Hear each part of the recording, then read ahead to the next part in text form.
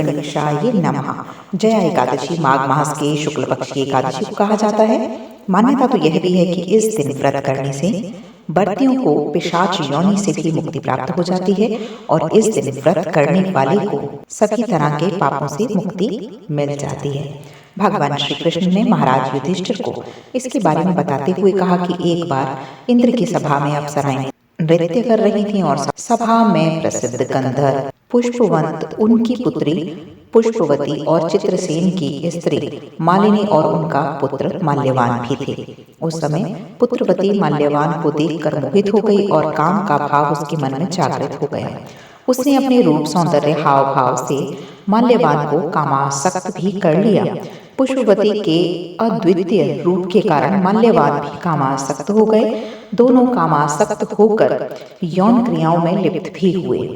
उन्हें अलग करने के लिए राजा इंद्र ने दोनों को बुलाकर नाचने का आदेश दिया। इंद्र का आदेश सुनते ही दोनों ही नाचने तो लगे, किंतु कामातुर होने के कारण सही से नृत्य नहीं कर पा रहे थे। इंद्र सब कुछ समझ गए और उन्होंने क्रोधित होकर दोनों को ही श्राप दे दिया और कहा कि तुम दोनों स्त्री पुरुष के रूप में मृत्यु लोक में जाकर पिशाच का रूप धारण करो और अपने कर्मों का फल भोगो।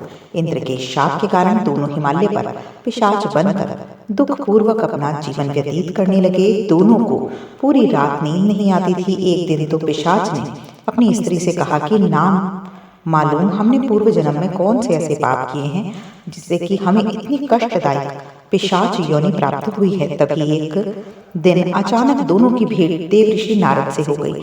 देवऋषि नारद ने उनके दुख का कारण पूछा तो पिशाच ने यथावत वे संपूर्ण बातें कह सुनाई जिनके कारण पिशाच योनि उन्हें प्राप्त हुई थी। तब नारद जी ने उन्हें माघ मास के शुक्ल पक्ष की जया एकादशी का संपूर्ण विधि विधान बतलाकर उनसे करने को कहा। नारद के परामर्श से दोनों ने ही पूरे विधि विधान से जया एकादशी का व्रत रखा और पूरी रात भगवान नारायण को स्मरण करते हुए ही रात को जागते हुए बिताया। दूसरे दिन प्रातः काल होते ही भगवान विष्णु की कृपा से उनकी पिशाच देह छूट गई और दोनों फिर से पूर्व शरीर को प्राप्त होकर इंद्रलोक को ही पहुंच गए। वहां जाकर दोनों ने इंद्र को प्रणाम किया और इंद्र भी इन्हें पूर्व रूप में देखकर हैरान हो गए और पूछा कि तुमने अपनी पिशाच देह से किस प्रकार छुटकारा पाया। तब दोनों ने उन्हें पूरा वृतांत बताया। जो भी इस कथा को सुनता है, सुनाता है, कहता है या हुंकारी ही भरता है, उसको भी अक्षय पुण्य की प्राप्ति होती है। जय लक्ष्मी नारायण।